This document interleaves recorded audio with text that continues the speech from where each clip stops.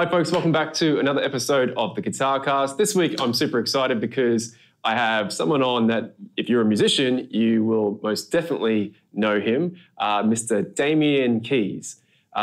Needs no introduction, but Damian has had over 25 years of professional experience in the music industry as a music business educator and strategist. I won't use the word marketing expert, but he was one of the co-founders for the British and Irish Modern Music Institute, which is now one of the leading music universities in Europe and one of the largest to my knowledge.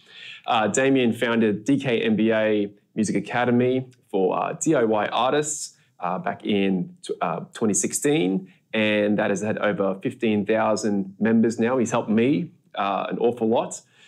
I could go on and on, but Damian, thanks for coming on. Oh, dude, thank you very much. No, that's good research. Did I miss anything? Amazing, yeah, fantastic. Well, mate, thanks again for coming on. We're coming all the way live from Nashville. This is our first Zoom call, so we're it's awesome. I don't know, this technology is amazing. So far, so good. First up, Damian, I wanted to talk about you've had an amazing career, spending almost 30 years now. You're a musician. I know you're an amazing bass player, but you've also worked heavily in the music business side of things as an educator. You work with independent artists, bands, labels, major DSPs. Can we just backtrack a little bit and talk about your involvement with, you were one of the co-founders for BIMM, or BIMM, which is the British Irish Institute of Modern Music. And it's had an enormous amount of success, and there's been some huge success stories come out of the university. One big household name now is George Ezra. So if I had $1 for every time in a gig that someone says, "Can you play shotgun?" I'd be... But can we talk about your involvement with BIMM? And as originally, it was called Drum Tech, so I believe, and then transitioned. So basically what happened was way back in the day, which was a long time ago. Yep. God, when you say 25 years, I'm like, God, that makes me sound really old, doesn't it? You look great. You look young for your age. Yeah. Thanks. My wife makes me moisturize. So, but basically, I started as a bass player. So as a bass player growing up in Wales, in the UK, and I was just like most musicians. I will play the opening of a fridge drawer. I will be there to play. I just love playing. And the issue I had was I didn't understand how the music industry works. And so it was just a case of just throw everything out there and hope for the best, and then joining different bands for different levels of success. And then I had this sort of the moment where everything came together, and I was like, this is it. I'm going to be famous. I'm going to be famous in a band. And it just didn't happen. We got signed and we got dropped very quickly. And I was like, that was the end of the kind of the dream, as it were. I was 19 at the time. And I was like, well, I'm not giving up as a bass player. So I was like, I need to go to music college. And so I went to a music college in England. I traveled, moved house, and then went to music college. And it was a very, very young music college. First year, it was only 44 students, and there was only 7 bass players. Wow. And they very kindly asked me to take a couple of evening classes for sort of, kids who are learning to play. And I loved it. And so I started off as a bass teacher, really, I guess. I started, playing bass anywhere and everywhere, and then teaching these classes. And then over the next couple of years, I was teaching the everything from the evening classes through to the sort of degree level classes. And just loved it. I just loved teaching. I fell in love with it. And then what happened was, over a long period of time, the college got bigger and bigger and bigger. This was a different college called ACM. It got bigger and bigger and bigger. And myself and my mentor at the time, we decided that we were going to go and set up our own music college. And so at the time, we're going to keep it very, very small and compact, and we're going to look after musicians.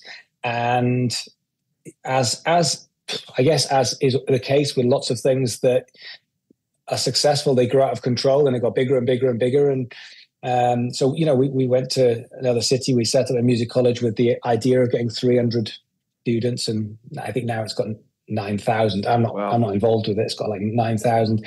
But, the purpose was, how do you look after, artists and musicians? And we'd left, so Drum Tech and Guitar Tech, they were actually there before. So we bought those out sort of halfway through. So it started off as just a little college in, which actually started off as a, just an idea. And the office was in my dining room with a charity computer. Right. And, we had nothing. And I think that's, I think the one thing I've definitely learned is everything when it comes to socials, when it comes to growing, when it comes to anything that we're going to talk about today, everyone is always obsessed with technicalities. I'm sure it's the same thing when you get guitarists who come to you and they're like technical. And no one really comes to you and says, how do I make someone feel something? No one ever asks that question. How do I make someone feel something? Yep. It's faster, quicker. Like, I want to do this by tomorrow. Yep. And one thing that I think we did really well with college, with that business, was we just looked after people. And I was like, that was the goal. How do we look after people like they've never been looked after? And I think that was probably why it grew, because we were able to do that one thing. Right. Fantastic. I see it now, and I've had a look at BIMM now, and it's one of the leading universities in Europe for going and studying music. And I think back to when I did my degree 20 years ago, and at the time you could choose, if you want to be a guitar player, you go and study guitar, or if you want to be audio engineering, you go and do that. And there was very little crossover. And you might take one music business class as an elective, but now I see more and more institutions offering that kind of 360 approach, where you go and be a guitar player, you learn audio, you learn music business, because it's a very different world we live in now, isn't it, for a musician, where everyone has to wear many hats. So, if you're a guitar player, you probably should know how to record, and you probably should know how to do your socials and understand social media. So, it's very exciting. Yeah, I mean, what's really interesting now is, because we live in a time of so what, you're a really good guitarist. Great. So what? Yeah. Because, I genuinely, having taught bass for a number of years, I would class myself as I would say I'm a technically decent bass player. And I think of myself as, my theory knowledge is pretty good. I think my technique is pretty good. I think my styles knowledge is pretty good. I think I've got an experience of doing probably around 2,500 gigs in my life.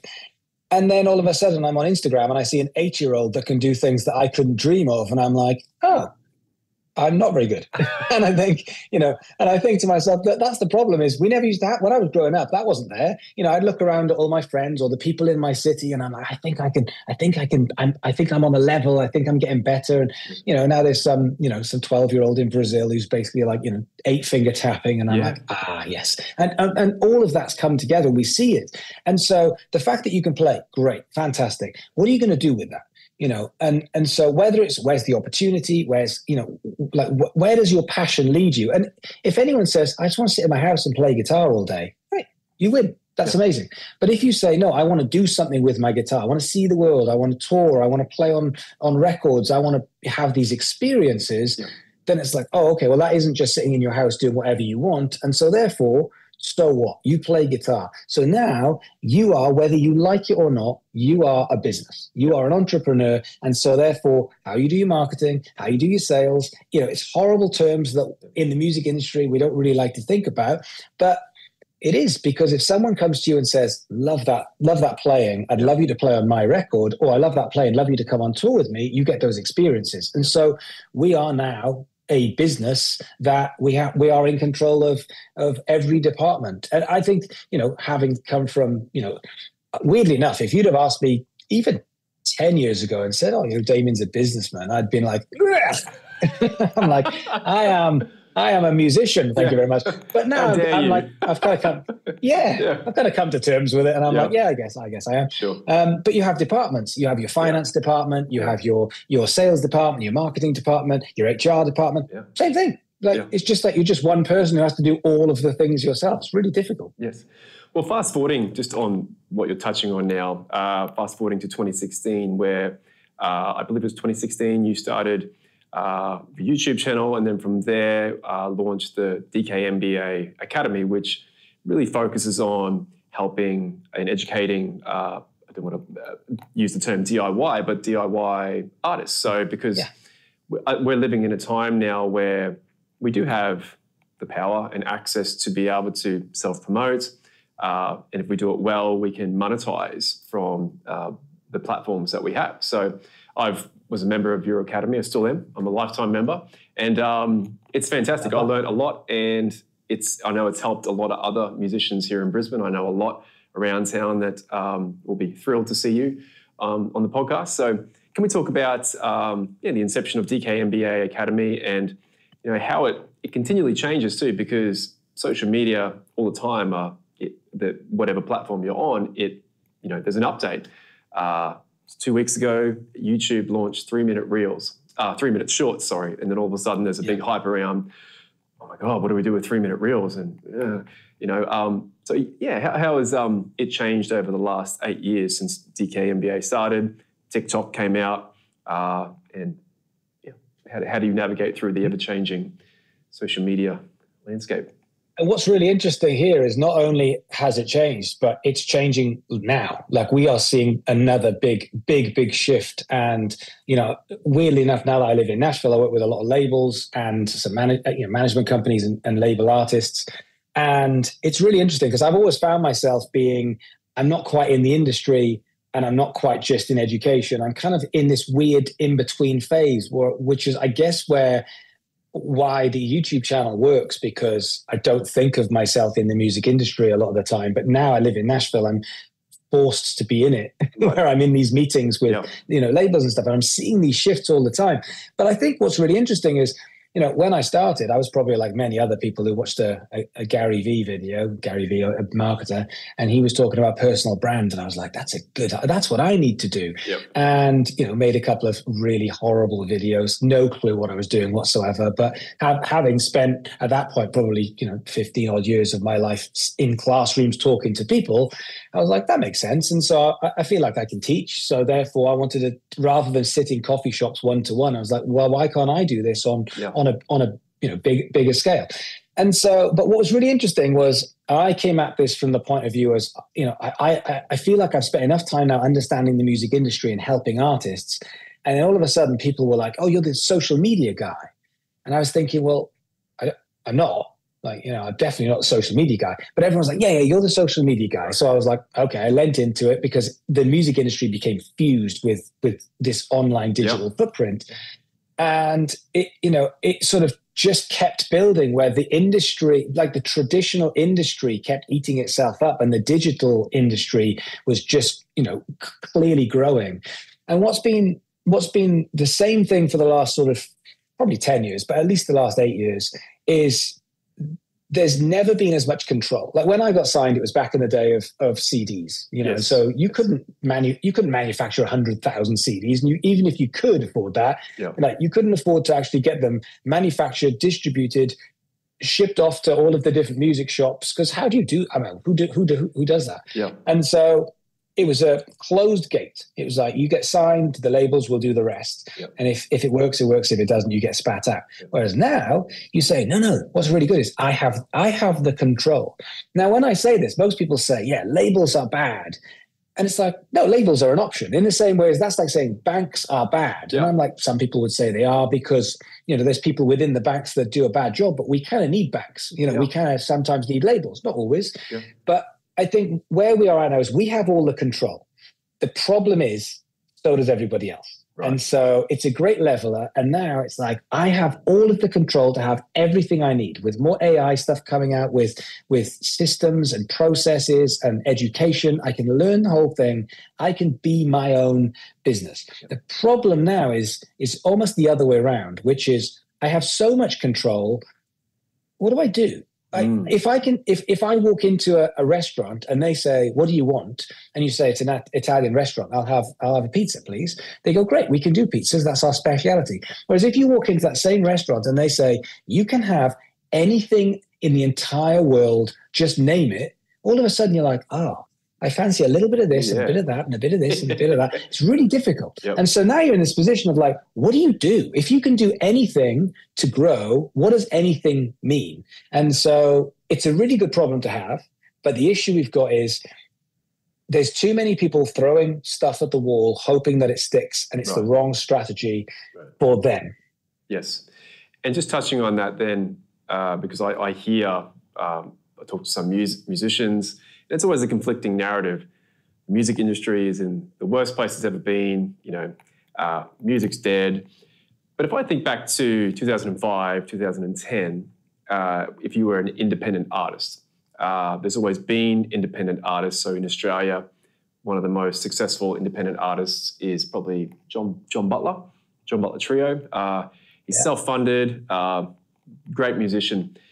But if you're an independent artist back then, self-promotion, like you were saying, you could print CDs, you could print posters, go and hang them up. You could go and get a write-up in a magazine. You could, the options were time-consuming, costly, and pretty limited. But now we have access to Instagram, TikTok, YouTube, Snapchat, if that's your thing, where you can self-promote for free. And if you do it well, you can build an audience that loves you, and you can also monetize from that. So I would see it as a positive time to be living in compared to independent artists back in the day. But as you say, what do you want? Well, you can have whatever you want. Yeah. And it's different problems, isn't it? Because, everybody wanted it. I mean, even if you look at, like, in the small short term, even if you look at 3 years ago, we would have been sat here and saying, look, I've got all of the tools, but when I post on Instagram, no one sees it apart from the same 50 people. And it's really frustrating that I can't get, I've got 1,000 people on my Instagram and nobody gets to see my stuff. Fast forward to now, and we've got the exact opposite problem. I will post on an artist's TikTok, and they're getting 80 to 90% of the people who are seeing it are new viewers. So I've got no retention whatsoever. Right. So now I can get the attention. The attention's easy. I can put $5 into a post. Getting in front of people has never been easier. The problem is they're seeing 500 other people within that half an hour, and they don't care. And so therefore they're like, yep. So the game of attention has changed, and the game of retention is now here. And retention is, how do I get people to care? Because getting in front of them is really simple. Yeah. But retention is tough. And this is where, it's really interesting because I'm seeing this change sort of almost in real time at the moment, because we're working with labels. We're working with one label who's with an artist, and everything is TikTok, like obsessed with TikTok. Right. And 2 years ago, I was sat in the same office saying, we need to get you on TikTok. And they were like, ha, ha, very funny, it's for children. And I was going, no, seriously, TikTok is a thing. We're going to be able to get some. Now it's the opposite way around. I'm like, TikTok is not the be all and end all. And they're saying TikTok is the be all and end all. Last week, we got one of our artists, 1.5 million views on a Facebook reel. And I was like, that's our win for this week. I'm really happy. I'm really chuffed. Record label couldn't care less. They were just like, it's not TikTok and it's not the song we want to push. Right. And I was like, these are real people.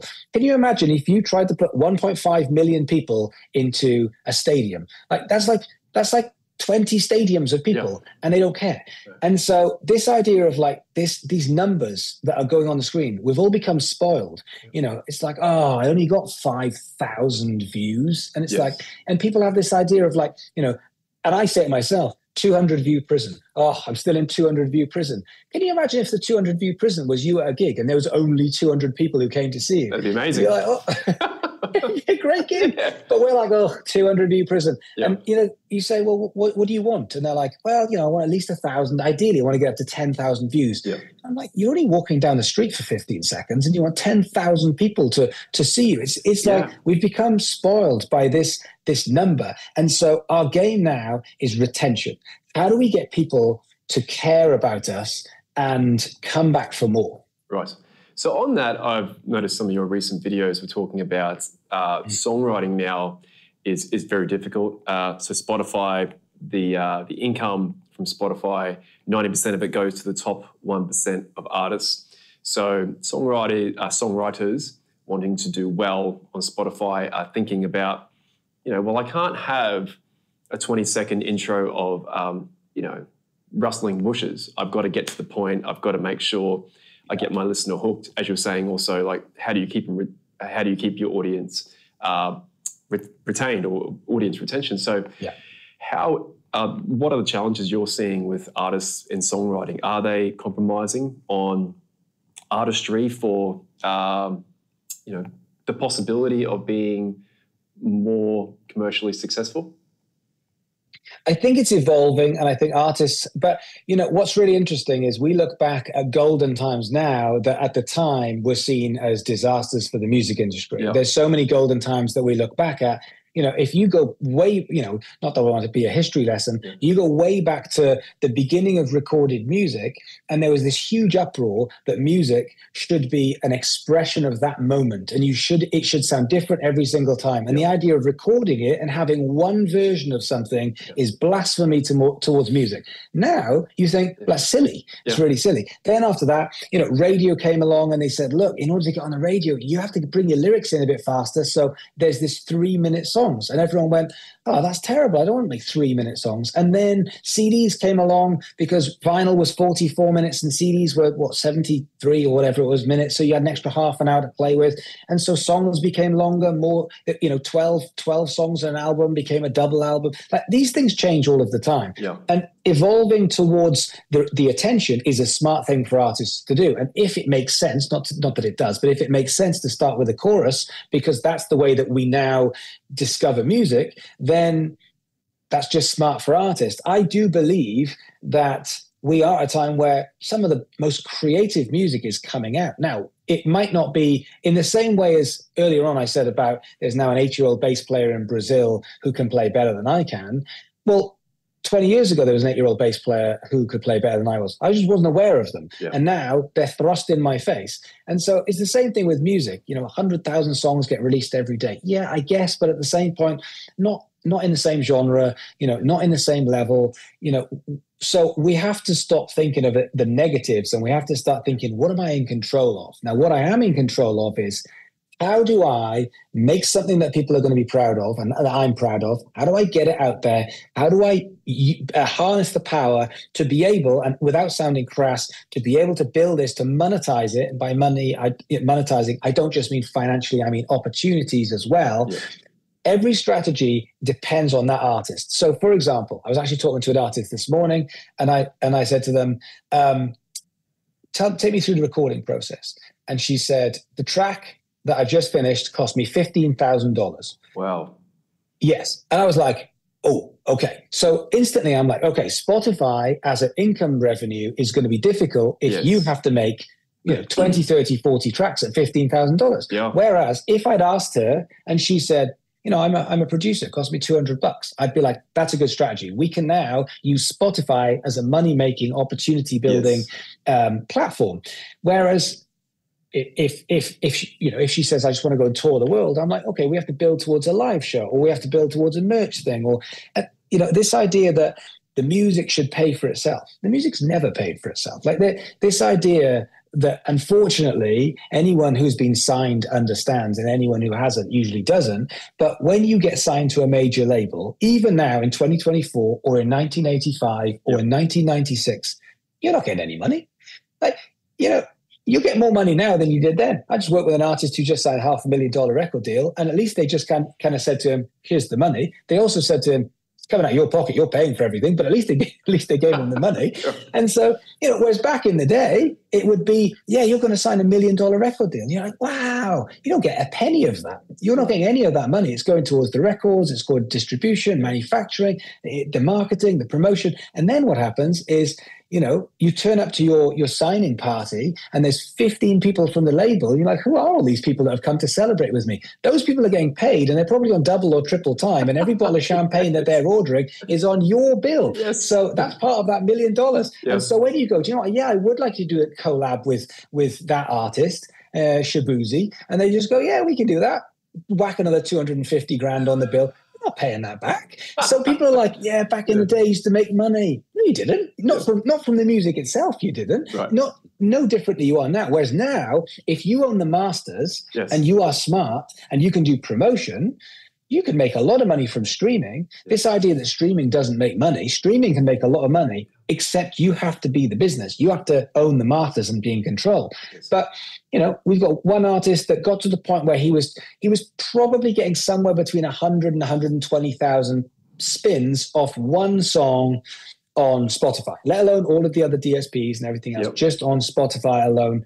And so over 4 to 6 months, he probably made 100 grand off that one song. And so whilst everyone's saying there's no money, and I'm like, well, there's not if there's no sort of marketing and promotion and build, and you don't own the music. Yes. Because if I own your music, I get the money. If you own the music, you get the money. And so it's about the right strategy for the right artist. Yeah.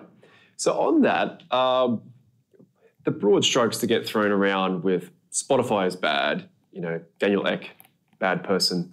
Spotify is the worst thing to happen to the music industry, and Spotify makes no money. What are as you were just saying, what are the factors around now being a DIY artist that, there are people making money, there are artists doing well and making an income. So would you say, I think it's a really exciting time to live in, to be a musician, because we've got so many more opportunities. We still have the same opportunities we did before, but we have more opportunities just from being able to use social media, YouTube, Spotify. Do you think it's an exciting time to live in for a musician? Yes, I do think it's a double-edged sword, because I think there are different. I'd love to just go, it's amazing, but it's just different problems, and we all got different problems. Yeah. I love the way that Spotify say we don't make any money, which is why Daniel Ek wants to buy a football team worth about $50 billion or whatever it is. But I sometimes as much as I give Daniel Ek a bit of a hard time on my YouTube channel, Spotify is an amazing thing for artists. Trying to sell 20 CDs at a show is great, but it doesn't pay the bills full time unless you're gigging a lot. And so here's the double-edged sword is it gives you all of the control, which is good. The problem is what it's turned artists into, and this is where I think artists have the most amount of problems, is I don't feel like I'm a musician anymore. I feel like the actual creating of the music is only sort of 20%, and then I have to do the other 80%. And it felt like what happened back in the day was I would have a manager, a record label, a promoter, a live agent, and all of these kind of, A&R, all of these people would do their section of it. Whereas now it feels like I have to be the producer, the engineer, the songwriter, I have to be the manufacturer, I have to be the distributor, I have to be everything, the promoter, I have to get my own gigs. And I think that's where musicians are in a tough quandary, because when it comes to the promotion aspect, there's so many things, so many hats you need to wear, and so many plates to spin.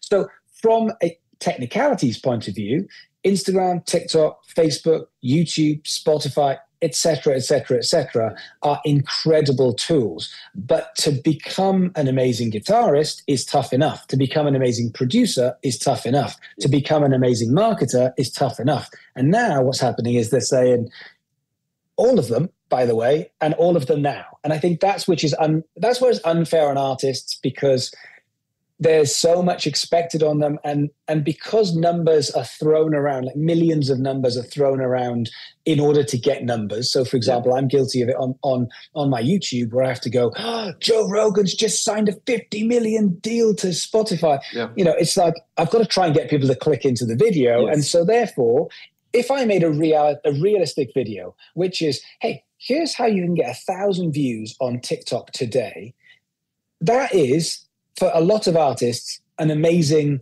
concept, because they're stuck in this, like, I can't get out 200, I want to get to 1,000. Yeah. But if I make a video saying, here's how to get to 1,000 views on TikTok, nobody will click it, because it doesn't say, here's how to get to 1 billion views in 30 seconds. Yeah. And it's the Mr. Beastification of, oh, by the way, now I'm giving away a Lambo. Oh, now I'm curing blindness. Like, what are you going to, now I'm going to buy the moon. Like, whatever you're going to do is so hard. Yeah. So that when I come along and go, hey, I think I can get you an extra 200 views on TikTok, it's like boring, and I think this is the issue we're facing. But taking that aside, for artists, it is an incredible time to be able to be a creator because of all of the tools that are given to you. The problem is every single one of those tools needs, like a guitar, it needs time. and it needs a lot of practice and experience. Here's an example. Like when it comes to socials, I believe, like as of pretty much this week, I believe that there has been a big shift in social media over the last 3 months, I'm going to say. And that is the numbers are dwindling on reach for like TikTok, for example, which has always happened. It happened with MySpace and Facebook and YouTube and everything else. The numbers dwindle because more and more people create. Those people get better at creating. Then marketers come in and record labels come in. As soon as record labels come in, they're going to put in millions and millions of dollars into that artist sort of, being pushed out. Right. And how do you compete with that? It's really difficult. So what happens is, I just got 50,000 views on a post is just harder. It's more difficult. And because everyone is so obsessed with faceless people, I believe that what we've been doing over the last couple of years is make one piece of content and stretch it across multiple platforms because you might as well. If you've got it, you might as well. That worked for a long time. I don't think it works so well anymore. I think the right thing to do now is saying, hang on, discovery is great, but what are we going to do with that? What would happen if, and this is where it's tough, what would happen if I get rid of all platforms except the one that's the best platform for me, which depending on demographic might be Facebook or YouTube or TikTok or Instagram. But let's just say, for example, it's Instagram. Instagram has so many features that allow you to look after people, and yet none of us do that. The best we will do to look after people is thumbs up, here's a fire emoji, cheers, send. I'll do that for the first 5 comments, but hey, I got a busy life. And we're asking these people to love us and adore us and watch our content. Meanwhile, most of the time, we can't even be bothered to talk to them. So it's become like TV. Let me just put 15 seconds out and you shut up and just watch what I want you to say. Whereas if we said Reels, great for discovery, as are carousels, but that doesn't mean we shouldn't make feed content, long form content, short form content, stories content, live content, performance content, mind content. There's so many things that we could do in one platform. But what we've done is we've taken 80% of those features away and said, just discover me. It's the X factor of all socials. Discover, discover, discover, discover. And therefore, we're taking one aspect of all of the platforms, one piece of content, one feature, putting it together and just saying rinse and repeat until I'm famous. And it's like, that ain't going to fly anymore. It's just not going to fly in the same way as it once did. Yeah. I heard you talk about it would possibly be a good idea to get rid of numbers. And I would totally agree with you because it's, social media is one of those things where in yourself you've done a great piece of content, whether you played, sang, produced, and you're proud of your art, your blood, sweat, and tears, and you put it out, and for whatever reason, it just doesn't catch on. And the vice versa is you do something that's really half-cooked, average, and you put it out, and it's amazing. I don't think numbers are necessarily always a reflection of how good your art is or, how good your talent is. So, but probably the more so the monetization would be a reflection of how good your art craft is. So can you talk about going a little bit more into taking numbers away and how that could be would be a positive for artists, and where that would then steer them to focus more on, because we get hung up on, oh my God, today I woke up and only 6,000, only 10 thumbs up. Yeah, and every one of us is guilty of it, and it's this. We're living in this time of everything's disposable, and we're living in this kind of like dopamine world, which is really difficult. And social media is like a casino, and the platforms are built specifically to just keep you on. And and I'll walk in and see my wife and be like, "What have you been doing for the last hour?" And she goes, "Oh, just scrolling, mindless scrolling." And sometimes she walks in, I was like, "Oh, I've just been spending 20 minutes scrolling," because nothing has said, "Stop, what are you doing?" And so we're all aware of this. But with numbers, when we're creating, we are creating for purpose. So therefore, like the videos that I am the most proud of, that I look back and I go, I think I really solved the problem here. I love solving problems, and I think I've just helped artists. They are not in any way my most viewed videos. Right. The most viewed videos is when I'll put my hands up to my face and I'll go, you'll never believe what's happened. Yeah. And it's like Joe Rogan signed a $50 million deal. And I'm like, I'm not surprised. Why am I doing this? Like, I'm like, I'd take it. Yeah. Like, you know why? But because it's like clickbait and sensation. So I'm just as guilty as anyone else because, you know, you have the same thing. You create content on YouTube, especially. You create content, you go into YouTube Studio, and it ranks your content out of 10. Yes. So it literally says to you, you know that video you just made? It's crap. And you're like, oh, thanks. And then the next time you make a video and you go, oh, please don't be number 10. Please don't be number 10. So then what do? You say, well, I'm now making videos for this metric. I'm making videos for this. Now, if I'm chasing this, you know, I was in a record label a couple of weeks back and they just kept using this word viral. And it was really annoying me because I was like, I'm trying to build your artist into being an artist here, a proper artist, not a viral sensation. And they kept using the word viral. So I said, hey, you keep using the word viral. If you want me to get your artist to go viral, I promise you, I swear to you, I can make that happen this week. Yeah. And they were like, oh, great. Well, let's do that. And I was like, brilliant. They were, what do you want to do? And I was like, we're going to walk down the street, right? Singing the song as usual. But when a car comes, I'm just going to push him into the road. He's going to get hit by a car. He's going to go flying over the top. He's probably going to break a leg, but I'll make sure I get everything on camera and it will go viral. And the artist was like, I don't want to get hit by a car. And I was like, okay, well, you know, I was like, you know, there's all this craziness going on in Florida, but there's a lot of gators, right? So what I'm thinking is what we do is we get a helicopter, we dump you in the gator pit and you sing your song with all the gators around you. And then we see if you can get out. And he was like, I'll get killed. And I was like, yeah, but you'll go viral. And he was like, I don't want those things. And I was like, no, what you want to do is you want to walk down the street for 10 seconds and you want to be adored by millions of fans. Stop being so unrealistic and let's build something proper. But because we're working on viral, it's like, if you want to go viral, it's easy. Go do viral stuff. If you want to build a long-term relationship with people, we have to do long-term relationship things. And what we're missing, and this is, I would say this is the biggest takeaway of social media right now. You know what we're missing? We're missing community. We're missing talking to people. No one says hello anymore. Nobody just says, how you doing? I just wanted to see, nobody makes content for one person and says, I have the ability to make this for John. And so I did. Yeah. We just kind of go, I can't make something for John. I have to make something for the faceless millions. And I think that's where the numbers, if we take that away, we will make things that we are proud of. Yes. And there'll be less noise and there'll be less quantity and more quality because we don't know. We're just making good stuff that we're proud of. I think the world would be a better place. I agree. It would completely change the mindset of why I'm creating content. And it would probably allow for more artistry to come through. Yeah.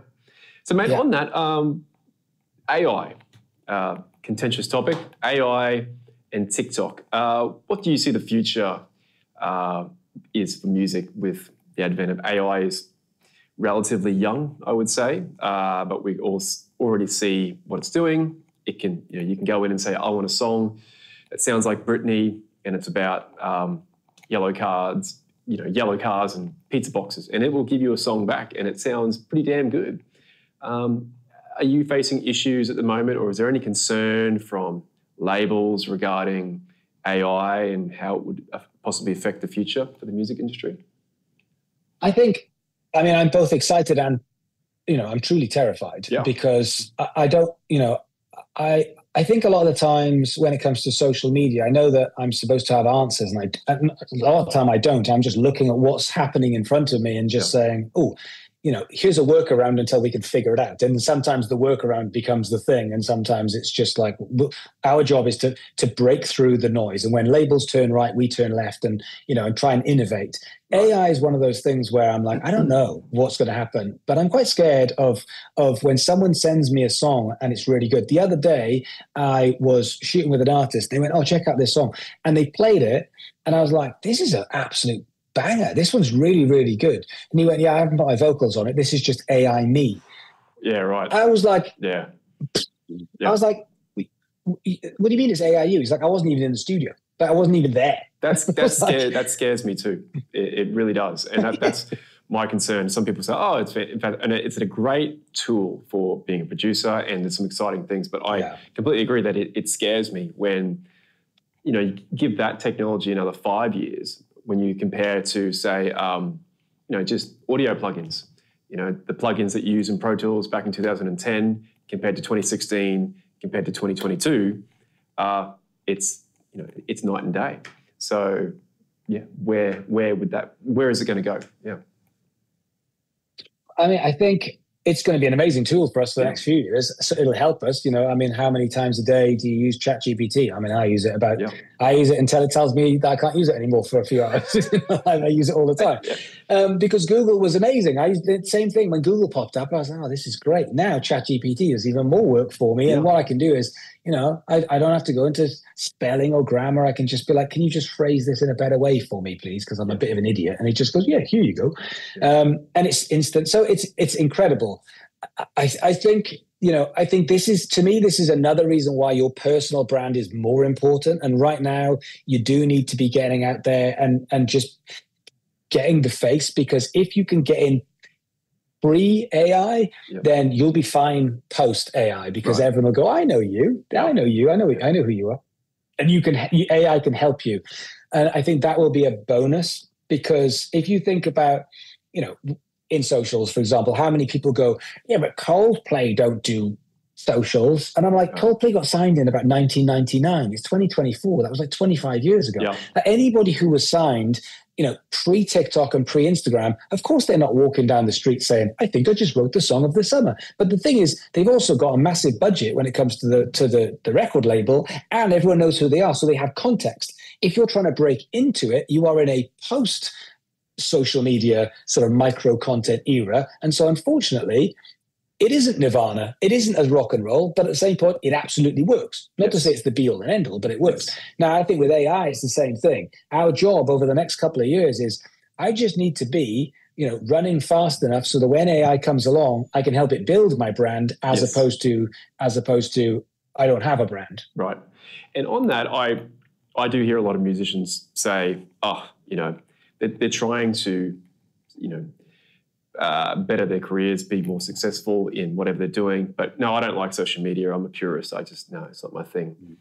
And I liken it to, in the recording side of the industry, some people that refuse to leave tape and go to digital. Right. I'm still on my console. I'm still using tape machines, and digital is the worst thing to ever happen. And I just go, well, how do you? Because at some point you have to embrace change if you want to move forward. Cars came along, replaced the horse and cart, and social media, love it or hate it, it's here to stay, isn't it? So, and we have to. I mean, do you know what's interesting with that is, so as a bass player, my bass is a 1977 P bass. I have loads of basses. I collect basses. I love basses. I love owning basses. I have some really stupid. This one. But because obviously I'm from the UK, and a lot of them in storage. But I have some really stupid basses. Right. I have two 80s JD Supernatural basses, which were where you put the lights on the fretboard and stuff. Honestly, I've got some crazy stuff. But if I'm going to do a gig, I've got a 1977 P bass, and I usually, this is just a prop, I usually have two 8200 orange bass heads and two 4x10 HLF peg caps, because I just find there's just enough clarity. And with the P bass, I can move a lot of air. Yeah. And I have been doing that for 20 years. Now, I love the sound, and I will tell every bass player who plays anything else that you're not going to beat that sound. You're just not going to beat that sound, because I can make it sound like I can tear through space and time with my bass sound, because I can get to hit you right in the stomach. Yeah. But when someone says to me, yeah, but you got to carry it up the stairs. I'm like, yeah, but I get to stand on stage and I get to sound. Yeah. And they go, yeah, but I could just take this mini box and I could plug it into the PA. And in my head, I'm like, it's blasphemy. Yes. But who wins? It doesn't matter. I can say I have a better bass sound. Who cares? Nobody cares. And it's the same thing when it comes to social media. Do you know the irony of this is, my life is pretty much as it's in the music industry, my life is pretty much 80% of the education I do is around social media. Right. TikTok, micro content, macro content, music videos. It's content. It's social media. I cannot stand social media. Right. I hate it. Yes. I hate social media. Right. But that's not the point. Like, who cares? Like, that's not the point. The point is, it's the game. And so, like, do I want to get up and make a YouTube video? I'm probably the same as you. When it comes to YouTube videos, I have anxiety. I'm like, oh, what am I going to do? Is anyone like it? Who's going to tell me I'm an idiot today? In much not as nice terms. And so all of these things come. Do I want to go and make TikToks? Like, the amount of times that if I make a TikTok for 15 seconds and someone just goes, I didn't learn anything from this 15-second TikTok. And I'm like, mate, I'm in my 40s. It takes me longer to have a pee. Like, what do you think you're going to learn from 15 seconds of me on TikTok? I can't solve your life's problems of music in 15 seconds. But this is just social media. But that isn't the point, because if I don't do it, it's over. It's finished. Because when someone says, which I have all the time, how about this for an idea? No social media. And I'm like, amazing. That's a great idea. So I was like, so do you have 350 gigs this year? And they're like, none. And I'm like, good. So what are we going to do? Like, you can't just put a song out into the noise. That's like throwing a pebble, or a grain of sand into the beach and just kind of going, I'm sure it'll find its way. Like, it's just not enough. And so do we have to like social media? No. Do you have to like digital? Because I'd rather record on 2-inch tape. As would I. I still love analog. For me, an SSL console is, it's tactile, it's intuitive. It still sounds, I wouldn't say the best, but I love the sound of an SSL console. However, laptop recallability, take your plug-in box. It becomes a no-brainer, because when a client asks for 10 revisions, and you're like, well, I've got to go back to the studio and turn it on, and it's going to cost you another. It's like, So I completely agree. And some things you could just say, look, some things are more for me. Like, if I'm recording and I want to record on 2-inch tape, then that's for me. Right? And if I want to make that part of the project, that's really cool, and that's for me. But make no bones about it. Nobody is there. My mum, for example, or my friends who aren't in music, they're not going, hang on a minute, was this recorded on 2-inch tape? They don't care. They just go, hey, I like that. I like those words. Yeah, absolutely. Yeah.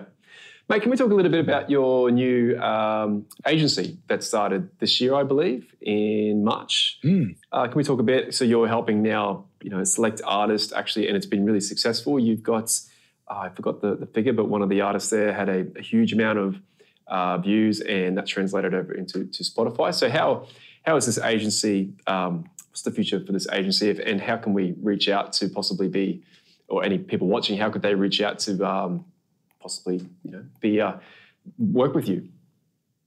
Yeah, so I mean, we actually started it. So we moved to Nashville 2 years ago. We were backwards and forwards, and as soon as we moved to Nashville, because Nashville is so much based around the music, as opposed the music in the music industry, and we came in talking about social media. It was almost like we were like little aliens, these little British people who kind of came in, myself and my wife.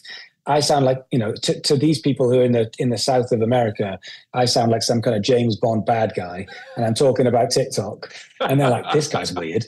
And so all of a sudden, and what was really weird, we had a friend who was actually from Scotland, and we helped him with his socials, and then his label were like, hey, what's happening? And then I had a friend who's got a label in LA, and he was like, hang on, if you're going to do social media, because I've always said I'm the education guy, and they were like, if you're going to help doing it, then you have to help our artists. So I found myself sort of helping a few artists and friends, and I was like, well, the issues that I think most artists face, and this is, I guess this is just part and parcel. The most things that artists face is how much time they've got and the priorities they need to do, and the expertise, because now you need a psychology degree to actually be able to, sort of play the system. And so it was, how do we, for the labels, it was how do they get an artist who refuses to do social media to have social media? And so, we basically just said, look, give it to us and we'll do it for you. Or we'll work with the artist, and the artist can, can have a say in what it is. And so we started working on that, and it was just really, it's really helpful from the education side, because I can see exactly what's going on. I can see what's moving and what's not. And my background's been education and mentorship since I was 19 years old. It's the thing that, if someone says, what do you do? I'm like, well, I guess I'm a teacher. That's the thing I'm the best at. And I feel like when it comes to the other side, which is the management, so I manage a bunch of artists. I've probably similar to yourself when it comes to being sort of teaching and stuff. Yeah. I get asked to manage artists like every day. Someone, do you want to manage me? Do you want to manage me? And I'm like, no, because if I'm going to manage an artist, this sounds horrible, but if I'm going to manage an artist and I'm going to spend a lot of time and effort and a lot of stress, then, financially, I want a yacht. Yes. So therefore, I want some air to it. But I also don't want to do that. I don't want to be flying all over the world doing these things. But when there's artists that say, I want to get managed, but I'm not ready yet, I don't know how to get to that point. I remember that. I remember that feeling of saying, I will do whatever it takes, but I don't know what that means. Yeah. And I want the label, but they're not interested. And I need the numbers, but nobody's there. How do I build that? Right. Nobody's going to be that manager taking 20% of nothing unless they can see something in the future. Yeah. And if you get to a certain level, and this is really harsh lesson in the music industry, but if you get to a certain level, if I am going to manage an artist, I'm probably going to manage an artist that's making loads of money, so at least I can pay my mortgage. Yeah. And so the management side is the opposite of saying, look, I want to work with artists that are 10 levels down, that are like nowhere near ready yet, but we can get them to that point that we can then pass them on to a legit manager, record label, and be able to sort of bridge that gap of saying, I can be quite honest and brutal. So I feel like it's okay to say, stop. What we're doing is we're just doing lots and lots of things very averagely. And what we have to do is a few things very well. These are the things that we have to do. And this is the standard. And this is the momentum we need to get. And in doing so, it's kind of half mentorship, half management. And, I'm loving that because, BIMM was that, all of the times I remember at BIMM was me sat in a cafe with some student talking about how this new song that they've just recorded is going to somehow change their life or how they can make money. And it would just be like, I'm still a believer in pad of paper and a pen and just time and sitting there and writing ideas and go away, try this, come back, optimizing. And, I think that's the bit that from a passion point of view, I love the most is problem solving. How do you get to point B? In fact, how do you get to A.5? Because A.5 is where everyone will be waiting for you. But how do you get from A to B? And everyone has got, everyone can improve standards. Everyone can find the right strategy. Everyone can figure out a way to build. But most people don't know how to do it because they're just trying to do everything themselves. And so that's what we do. Yeah. I love it. I genuinely love just one-to-one working with artists and the problem of, here's problem, how do we solve it? Yeah. Nobody knows, let's figure it out. Well, I know you do. I've spoken to you quite a few times over the years, and I know you're extremely passionate about what you do, and that's why I wanted to get you on the podcast to talk about everything you have to offer and your experience. And mate, it's been really awesome to talk to you. I think we've covered a lot of really good topics today, and viewers in Brisbane will be really excited to see you on here. There's quite a few people from Brisbane that are in your academy that I know. So, mate, thanks so much for coming on the show. For folks, if you're watching, you can find Damian Keys on Instagram, YouTube, and TikTok. He's got almost 400,000 subscribers across all platforms. DKMBA Academy is amazing. I'd highly recommend it if you're an artist and trying to navigate the ins and outs of this crazy world of social media. So, Damian, mate, thanks so much again for coming on. Really appreciate it. Thank you, mate. Honestly, I really appreciate you, and I'm loving watching your journey as well. It's like as soon as I first heard you play, I'm still in the old school of like when you hear someone who can really play, and you just go, oh, I love it when someone can really play, like properly really play, and I'm like, I just appreciate that. Appreciate it, mate. Well, thanks again. I really appreciate it. Thanks, folks. We'll see you in the next episode.